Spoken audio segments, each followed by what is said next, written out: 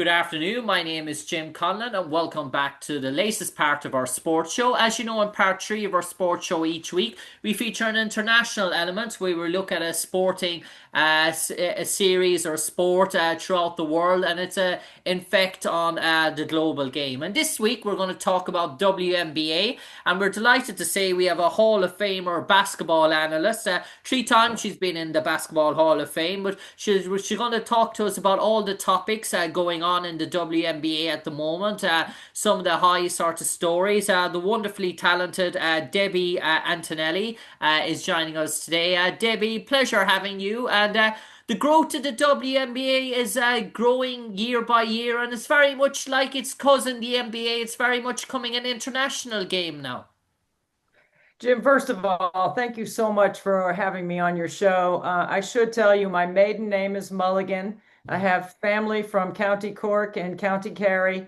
I have yet to be over in Ireland, but my dear friend, the CEO of Special Olympics International, Mary Davis, who resides in Dublin, has invited me multiple times. I hope I'm going to get a chance to get over there and enjoy your beautiful country. Oh, we'd be delighted to have you, Debbie. And Cork, you mentioned Kerry there, not too far from where we're based at the moment in terms of that. So no doubt some Kerry folk will be listening in. And Debbie, I have to say, I was just talking about the concept about the NBA is very much coming an international game, but over the past 2 or 3 years now, never has there been so many eyes worldwide on women's basketball and on the WNBA, dare I say, and the growth of the game, it's gone past the boundaries of the United States now for the first time, really, in its presidential history. Exciting times to think that the WNBA might be expanding its wings, dare I say, in terms of an international audience.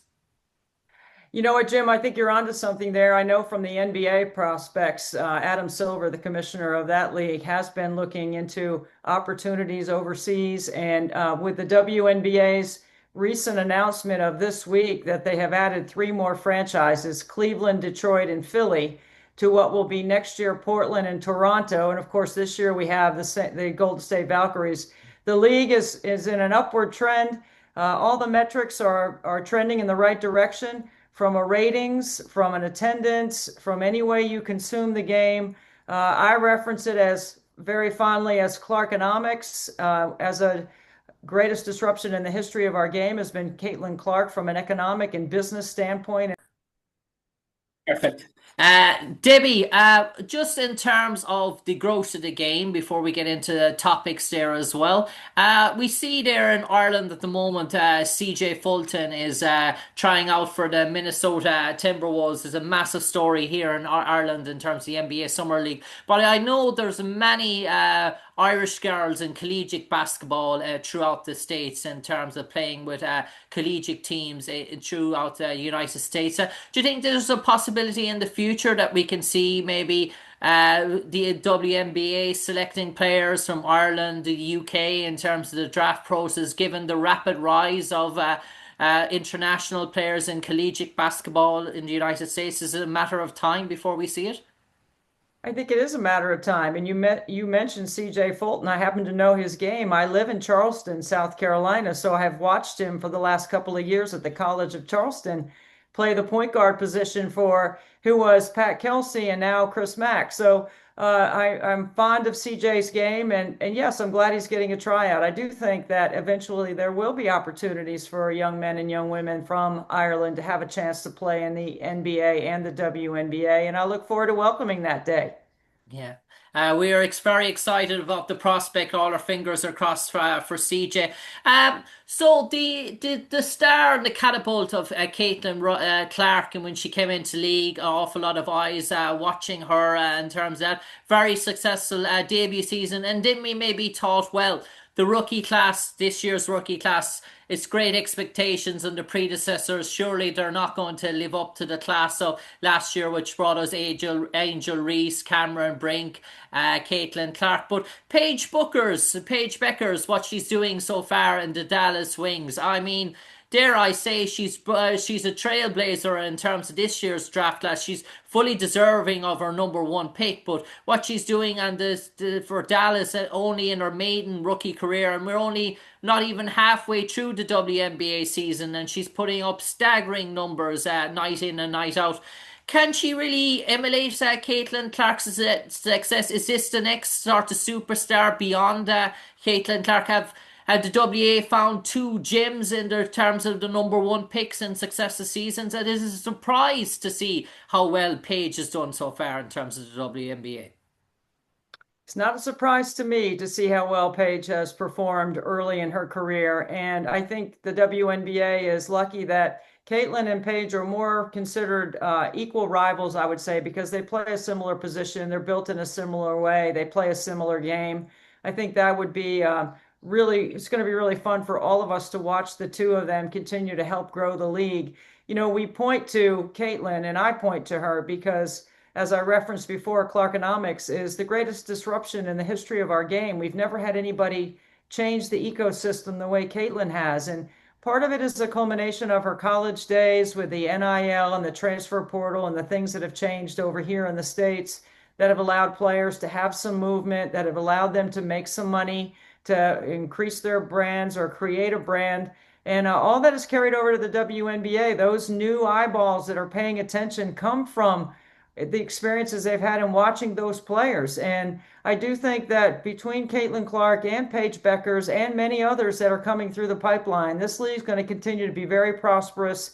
And I think it's going to continue to grow. And eventually we are going to end up playing in other countries and being able to move the game more globally than what it is in the States.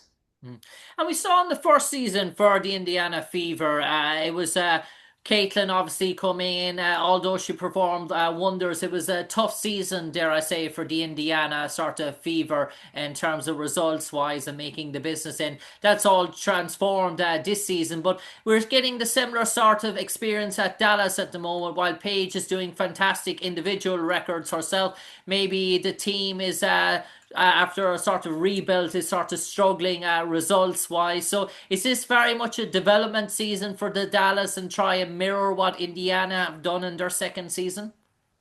Yeah, so Indiana went 20 and 20 last year, and they did make the playoffs. They got knocked out in the first round.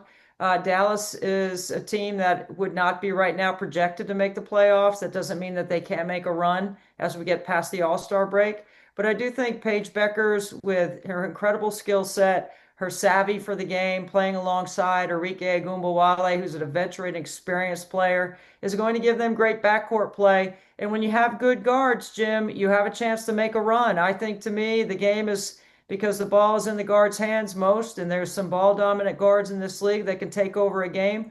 I think that Dallas will have a chance. But the upside for Paige Bueckers and for Caitlin Clark is still going to be incrementally steep because they both have so much to offer the game, and it's all rooted in their incredible foundation of work ethic. They are constantly working on the fundamentals of the game to make themselves better players. Their fitness is at an elite level. When you have an elite level fitness and you have the ability to play any speed, any pace, and to have all the skills that you need to be successful, which they both have, this is going to be really good news for the WNBA, and it's going to continue to be good for the fans. Yeah.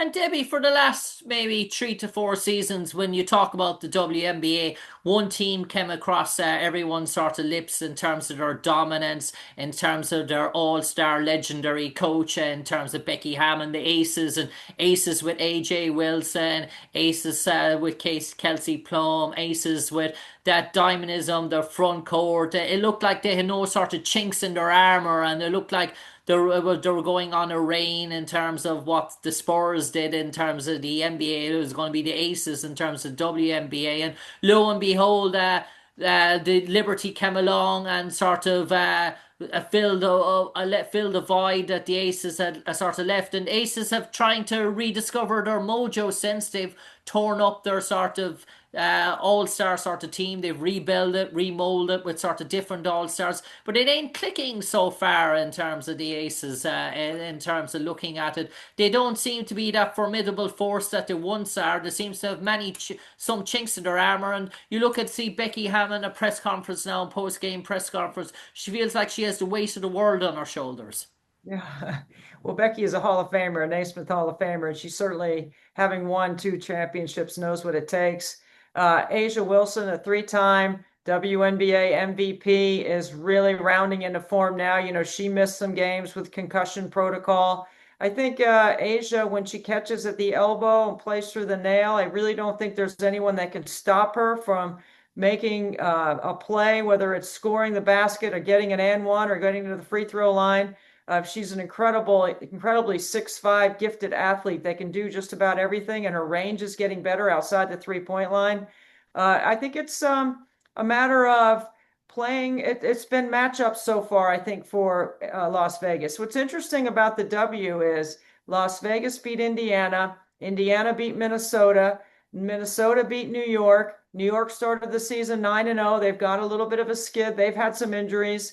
And I think what this is going to be for the fans and for certainly for folks like me is we're anxious once the All-Star break hits to see how teams come out of that once they get a little bit of rest and some rejuvenation, if you will. And then you know, it's playing for home court in the playoffs because you know the way the playoff format is, it's a shuffle of home court. And you want to have that home court advantage if you can get it. So because there's so many variables that come with it, the teams are still figuring things out. I think when we get past the All-Star break is when we're really going to start to see teams starting to click. The chemistry is going to be there.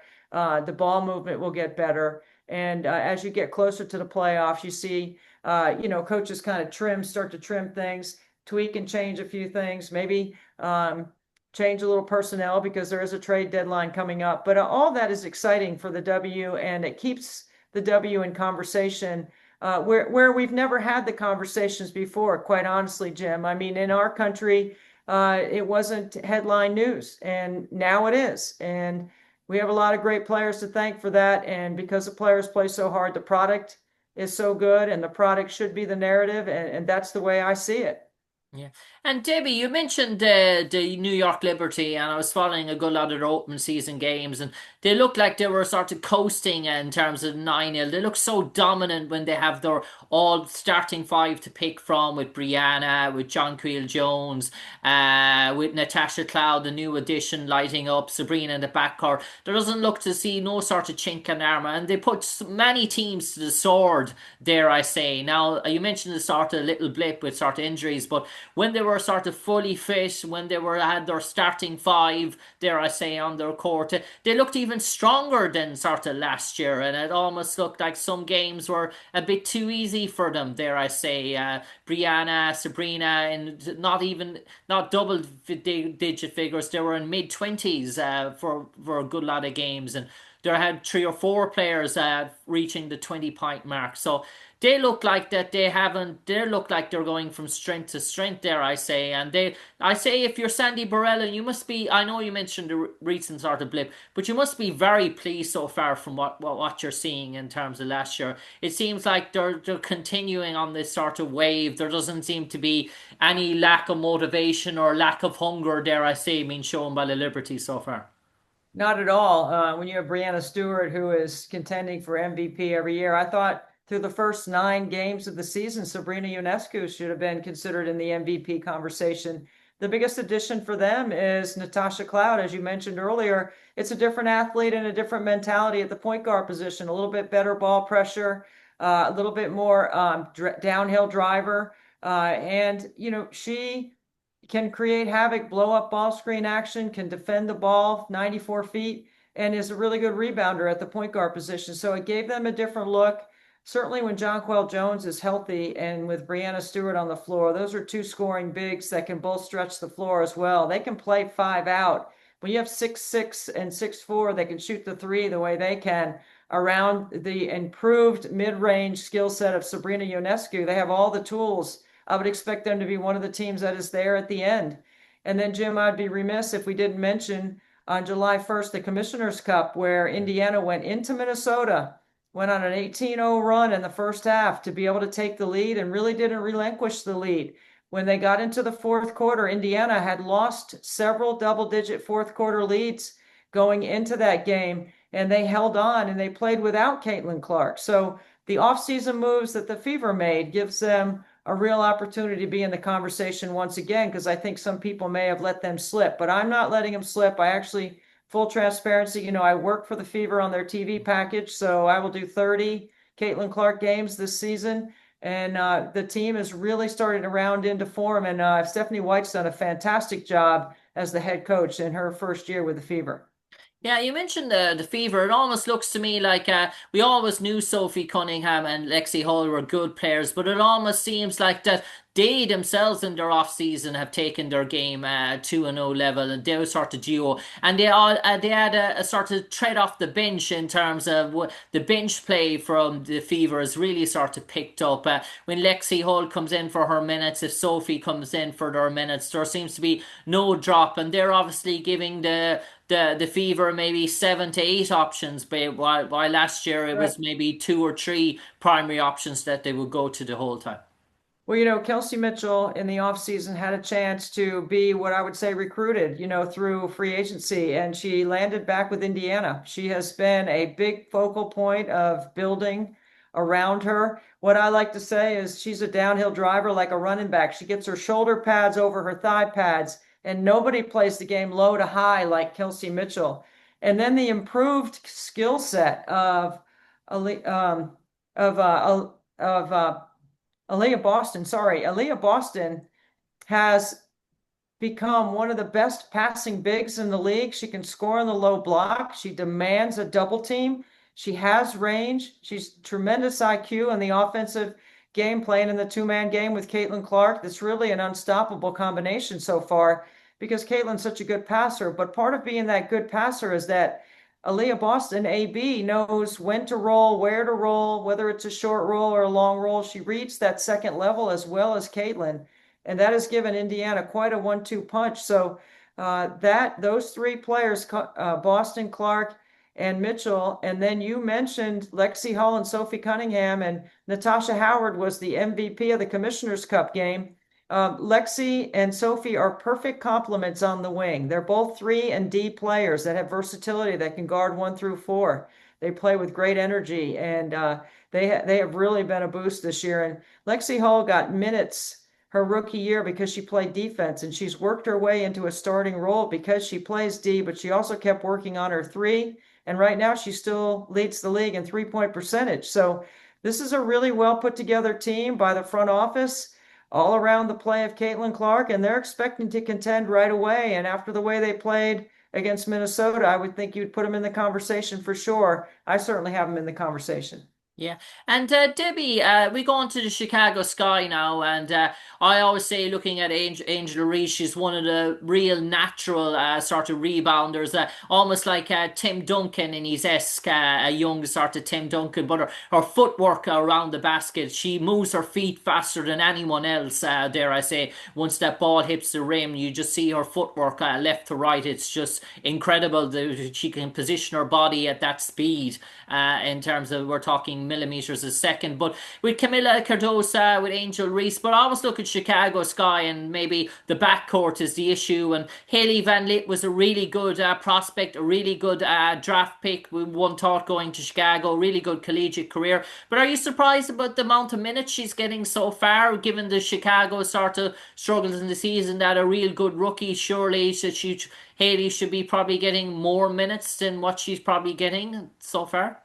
Well, with the injury to Courtney Vandersloot, who's out for the year with the ACL injury, I think Haley Van Lith was going to be the understudy to Courtney, and Courtney was going to show her the way. And once Courtney got hurt, I think it projected Haley Van Lith's minutes a little bit faster and a little bit more than what she had gotten before the Courtney Vandersloot injury. So um, I think Haley's going to be fine. She's a physical combo guard. She can shoot it, but she's really good at driving, and she's learning how to play with the pace of the W. So I've give her a lot of grace because I know how hard that kid works. So I know she'll figure it out.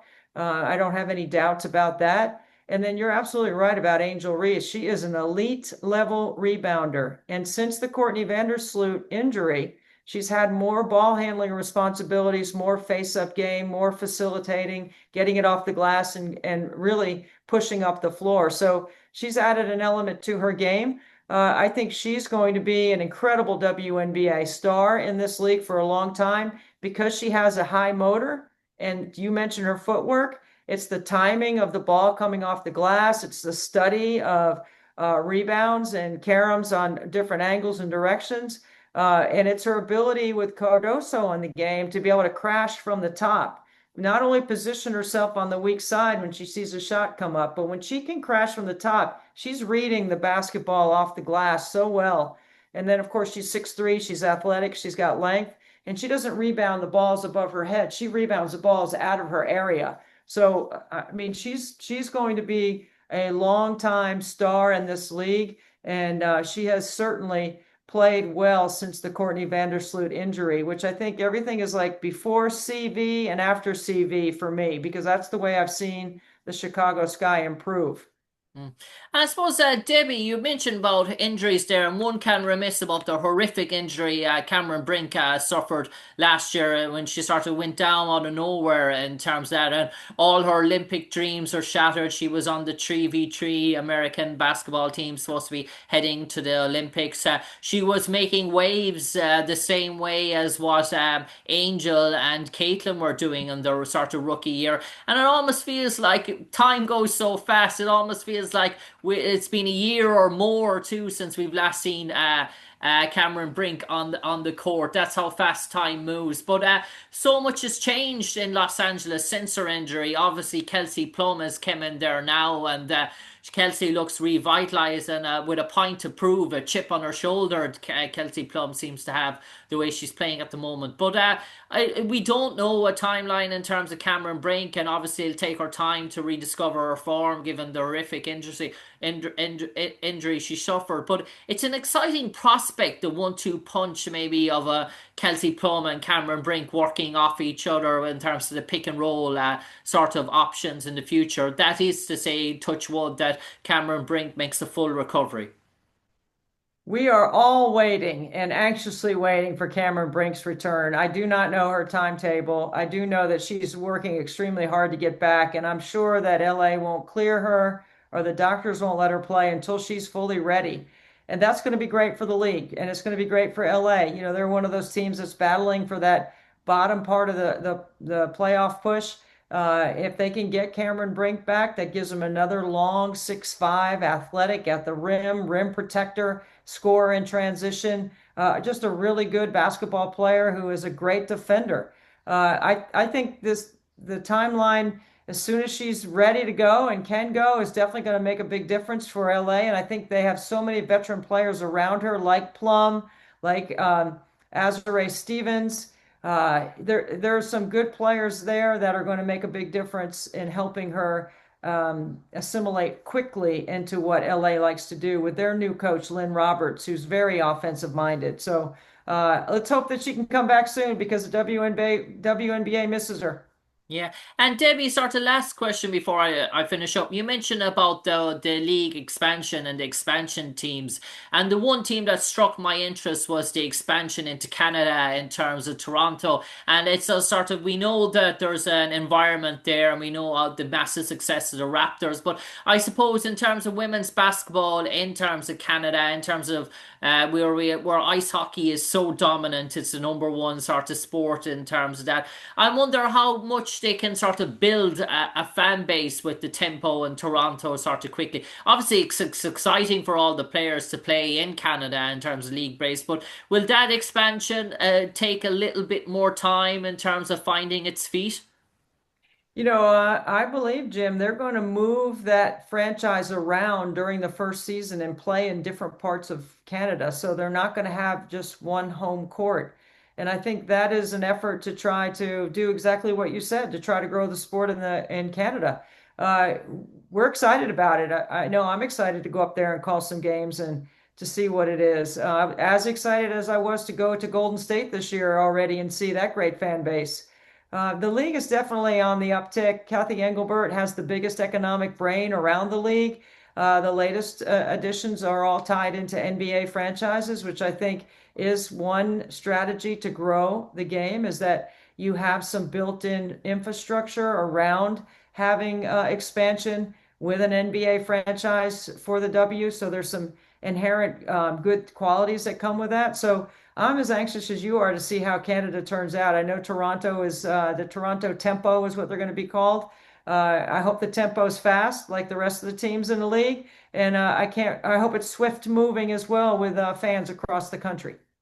Well, Debbie, that's where time has caught up with us today. Debbie Antonelli, a three-time Hall of Famer, a Hall of Famer in terms of Naismith Hall of Fame, in terms of media analyst. Thanks for sharing your thoughts with the WNBA today with us. Hopefully, please God, we can catch up again. We'll come playoff season towards the business end of the season and do a more in-depth sort of look in terms of the real contenders. But for the moment, from me, Jim Conlan, to you, Debbie Antonelli, stay safe, take care, and God bless.